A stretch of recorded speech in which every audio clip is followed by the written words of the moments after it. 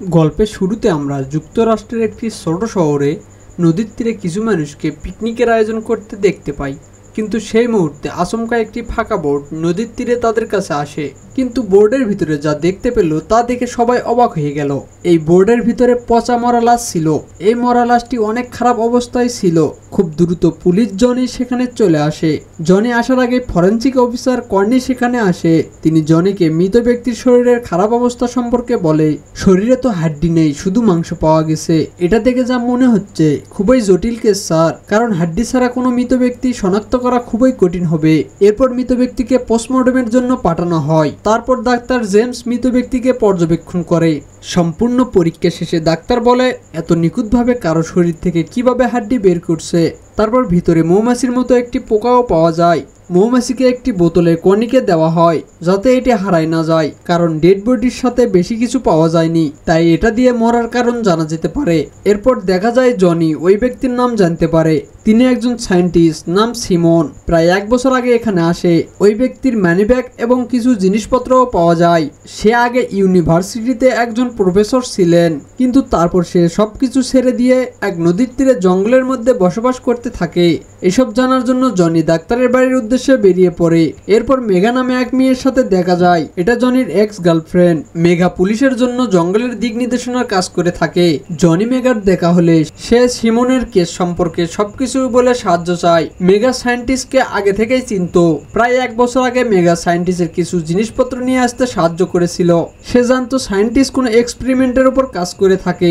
Johnny মেঘাকে তার সাথে যাওয়ার জন্য বলে যাতে কেস তাড়াতাড়ি শেষ করতে পারে। মেঘা যাওয়ার জন্য একবার বলাতে রাজি হয়ে যায়। এরপর জনি তার বন্ধু জ্যাককে সাথে যাওয়ার জন্য আসতে বলে। যাওয়ার আগে জনি জানতে পারে সায়েন্টিস্টের একটি ছোট মেয়েও ছিল। মেয়েটি প্রায় 1 বছর আগে হারিয়ে গিয়েছিল এবং তাকে আজ পর্যন্ত খুঁজে পাওয়া যায়নি। পরের দিন জনি, মেঘা এবং জ্যাক সহ দরকারি কিছু জিনিসপত্র নিয়ে জঙ্গলের দিকে রওনা হয়। এই ভ্রমণের কিছু অংশ তারা নৌকা করে সায়েন্টিস্টের বাড়ি পর্যন্ত যাইতে থাকেন। হঠাৎ কনির ফোন আসে। সে বলে, স্যার, মৃত ব্যক্তির শরীরে যে মৌমাছি পাওয়া গিয়েছিল, মাছি কাল মরা ছিল কিন্তু আজ আবার বেঁচে উঠলো। স্যার, আমি কি মৌমাছি পরীক্ষার জন্য ল্যাবে পাঠাবো? জনি বলেন, কোথাও পাঠানোর দরকার নেই, আমি গিয়ে দেখে আগে তোমার কাছে রাখো। এরপর কনি বলে, স্যার, সায়েন্টিস্টের মেয়ে যখন হারায় ওর বউ লিজা পাগলের মতো হয়ে গিয়েছিল আর 3 মাস হাসপাতালে ছিল। মেয়ে হারানোর জন্য তার স্বামীকে বারবার দোষ দিতে থাকে। এদিকে জনেরা রাতারাতি ডাক্তারের বাড়ি পর্যন্ত পৌঁছায়। তারা দেখেন যে আগের সুন্দর বাড়িটি এখন পরিত্যক্ত ও ভয়ঙ্কর। এখানে কেউ আসা যাওয়া করে না, একদম শুনশান। মেঘা এসব দেখে অনেক কষ্ট পায়, কারণ সে 2 বছর আগে যখন এখানে এসেছিল জায়গাটির অনেক সুন্দর পরিবেশ ছিল। জনি মেঘা আর জেমসকে বাইরে থাকতে বলে সে একাই ভিতরে যায়। ভিতরে গিয়ে দেখার চেষ্টা করে কোনো বিপদ আছে নাকি। তিনি আওয়াজ করে, ভিতরে কোনো সারা শব্দ পায় না। ঘরের ভিতরে সব জিনিস একদম এলোমেলো হয়ে আছে, খুবই ভয়ানক অবস্থা, এবং একটি বিপজ্জনক বিদ্যুৎ উৎপাদনকারী যন্ত্র দেখতে পায়। জনি পুরো জায়গা পরিদর্শন শুরু করে। সে কিছু আজব ঘটনা দেখতে পায়, যেমন দেখা যায় আজব রকমের ছাদ ঝুলে আছে, যেটা দেখে মনে হচ্ছে জীবন্ত কিছু। খুব তাড়াতাড়ি জনি একটি কক্ষ খুঁজে পান যার দরজা খুব ভালোভাবে বন্ধ ছিল। মেঘা ও জ্যাককে বাইরে ডাকতে যান। রাত অনেক হওয়ার কারণে তারা ঠিক করেন জঙ্গলে ফিরে যাবেন না এবং এখানেই রাত্রি কাটাবেন। ঘরের পরিবেশ খুবই অদ্ভুত ও ভয়ঙ্কর ছিল। ভিতরে ঘুরে অদ্ভুত আওয়াজ শোনা যায়। জনি বলেন, ভয় পাওয়ার কিছু নেই, হয়তো ইঁদুর। কিন্তু বাস্তবে পরিস্থিতি আরো ভয়ঙ্কর হয়ে ওঠে। হঠাৎ কেবিনের আলো জ্বলতে ও নিভতে শুরু করে, যা আরো অদ্ভুত ও ভয়ঙ্কর পরিবেশ তৈরি করে। তারা একটি গুপ্ত দরজা খুঁজে পান এবং সিদ্ধান্ত নেন যেহেতু ঘুম আসছে না, তাই গুপ্ত দরজার কক্ষটি যাচাই করে দেখা যাক। সেখানে একটি বড় বিদ্যুৎ উৎপাদনকারী যন্ত্র দেখা যায়। এটি বড় একটি ইন্ডাস্ট্রিয়াল চার্জারের মতো মনে হচ্ছে, তবে এর কাজ কি তা তারা বুঝতে পারেননি। জনি এখানে আসার পূর্বে করা গবেষণায় এমন একটি যন্ত্রের উল্লেখ ছিল।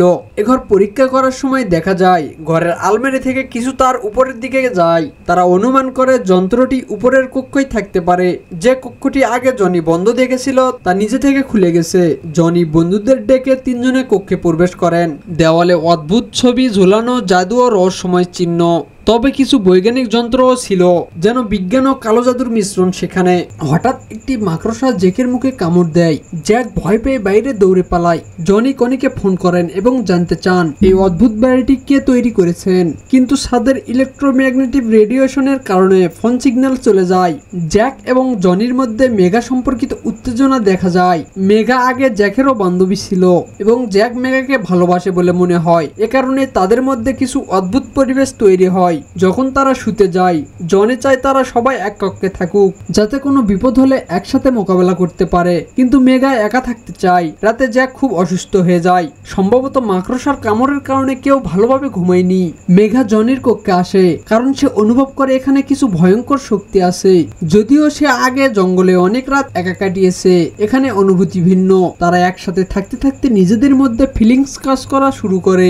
তারা নিজেদের ফিলিংসে ব্যস্ত হয়ে পড়ে। কিছুক্ষণ পরে হঠাৎ ছাদ থেকে একটি সিঁড়ি নিচে নেমে আসে। জ্যাকের অবস্থা খারাপ হতে থাকে, মনে হয় সে নিজের নিয়ন্ত্রণ হারাচ্ছে। এমন সময় পাহাড়ে জনি আর মেঘা কিরকম একটা আওয়াজ শুনতে পায়, তাই তাড়াতাড়ি কাপড় পরে নেয় তারা আর বাইরে চলে আসে। বাইরে আসার পর দেখে একজন বন্দুক নিয়ে তাদের দিকে ধরে আসে। এই মহিলা সিমনের বউ লিজা। সে তার স্বামী আর বাচ্চাকে খুঁজতে আসে। জনি তাকে সবকিছু বলে, তার স্বামীর ডেড বডি সম্পর্কেও বলে। তারপর সে বুঝতে পারে যে তার ক্ষতি জনিরা করবে না, তাই সে বন্দুক নিচে করে। যখন সবাই কথা বলতে থাকে এমন সময় মেঘা বেসমেন্ট রুমে যায়। সে রুমের আলো নিয়ে আসার চেষ্টা করতে থাকে। এমন সময় পেছনে একটি বাচ্চার প্রতিচ্ছবি দেখতে পায়। সেই বাচ্চা মেঘার পিছু করতেছে। জনি দেখে জ্যাক ঘরে নেই, সে বাইরে যায়। তারপর উপরের ঘরে জ্যাককে দেখতে পায়। সেখানে গিয়ে দেখে সে ওই মেশিনের মধ্যে চলে গেছে। জনি জ্যাককে মেশিন থেকে বের করে আর দেখে সে স্বাভাবিক অবস্থায় নাই। সেই সময় লিজার কানে তার মেয়ের কান্নার আওয়াজ আসে। উপরে কোথাও হয়তো তার মেয়ে আছে। জ্যাককে বাইরে নিয়ে আসার পর তাকে জিজ্ঞেস করে এই মেশিনের এসব কাজ কবে কখন শুরু হয় আর উপরে কিভাবে গেলে তুমি। জ্যাক এসব শুনে একদম ভয় পেয়ে যায় আর বারবার ভাবতে থাকে এগুলো কি হচ্ছে, আমি তো নিজেও জানি না। লিজা মেশিনের সামনে দাঁড়িয়ে কিছুটা ভয় নিয়ে সেটার দিকে তাকিয়েছিল। মেঘা এসে লিজাকে জিজ্ঞেস করলো তুমি কি জানো এই মেশিনটা আসলে কি।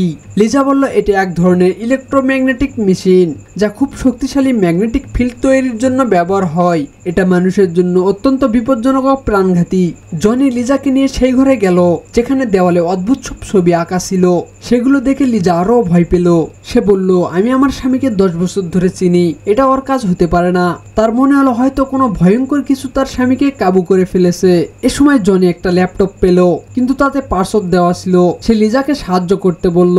এর মধ্যে জানালা দিয়ে দেখলো সিমন বাইরে দাঁড়িয়ে আছে, জীবিত এবং একেবারে সুস্থ। তারা ভয়ে বাইরে গেল এবং বুঝলো এটা কল্পনা নয়, সিমন সত্যিই বেঁচে আছে।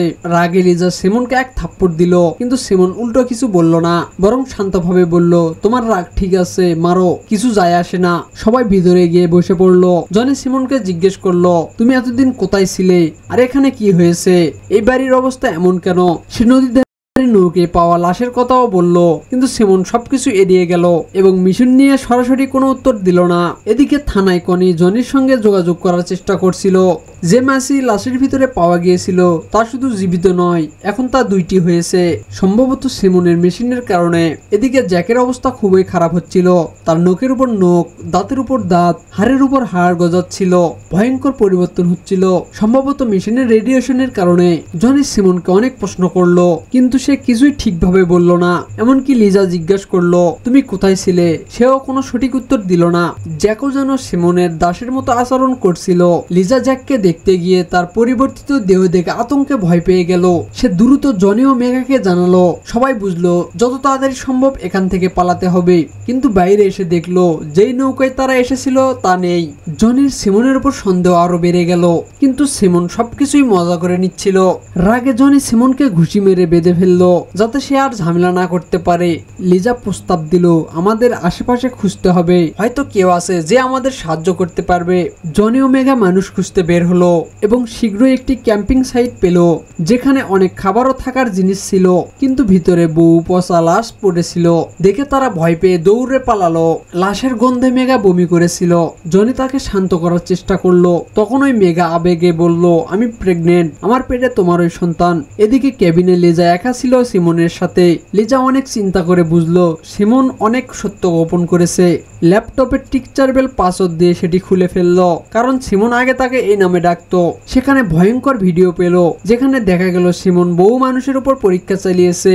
যে মেশিনের মধ্যে গিয়েছে সে এক অশুভ শক্তি নিয়ে ফিরে এসেছে। লিজা জানতে পারলো নদীর ধারে যে লাশ পাওয়া গিয়েছিল সেটা আসলে সিমন, আর এখনকার সিমন তার স্বামী না, মেশিনের তৈরি একজন দানব। ভিডিওতে আরো দেখা গেল সিমন নিজের মেয়েকেও জন্মদিনের এই এক্সপেরিমেন্ট বলি দিয়েছে। ঠিক তখন সিমন লিজাকে এক ঘরে আটকে দিল যাতে সে বাধা দিতে না পারে। জনি ও মেগা ফিরে এসে দেখলো সিমন নেই। জনি মেগাকে বাইরে থাকতে বলল আর বন্দুক হাতে নিয়ে ভিতরে ঢুকলো। হঠাৎ জ্যাকেট দেহ ভিতর থেকে ফেটে এক ভয়ঙ্কর জীব বেরিয়ে এলো এবং জনির উপর হামলা করলো। জনি সর্বশক্তি দিয়ে লড়লো। ঠিক তখন মেগা ভিতরে ঢুকে গুলি চালিয়ে দানবটাকে মেরে ফেললো। এই দৃশ্য দেখে জনি সিদ্ধান্ত নিল মেশিন ধ্বংস করতেই হবে। মেগাকে বাইরে পাঠিয়ে সে পেট্রোল ও দেশি বোমা দিয়ে প্রস্তুতি নিল। এদিকে লিজা হাতে কুড়াল নিয়ে এলো, সিমনকে মারতেই হবে। কিন্তু বেসমেন্টে গিয়ে দেখলো তার মেয়ে মেশিনের ভিতর যাচ্ছে। আবেগে লিজাও ঢুকে পড়লো এবং শিকার হয়ে গেল। বাইরে শিকারে মারা যাওয়া মানুষগুলো বন থেকে বাড়ির দিকে আসছিল। মেগা যতজনকে পারে মারছিল কিন্তু সংখ্যা বাড়তেই থাকলো। বেসমেন্টে জনি পেট্রোল নিয়ে উপরে উঠলো। তখন লিজার দেহ বদলে গিয়েছিল, তাই মেগা তাকে গুলি করে মারলো। উপরে জনির ও সিমনের লড়াই শুরু হলো। সিমন জনির 2 আঙ্গুল কামড়ে ছিঁড়ে ফেললো, কিন্তু জনি লোহার রড দিয়ে সিমনের মাথা থেতলে দিল। সুযোগ পেয়ে মেশিনে আগুন লাগালো। আগুন দ্রুত ছড়িয়ে পড়লো। জনি মেগাকে বাইরে যেতে বলল। মেগা বেরিয়ে গেলেও সিমন জনিকে বাইরে যাইতে দেয়নি। বিশাল এক বিস্ফোরণে পুরো বাড়ি উড়ে গেল। জনি সিমনকে মারতে গিয়ে নিজেই প্রাণ দিল।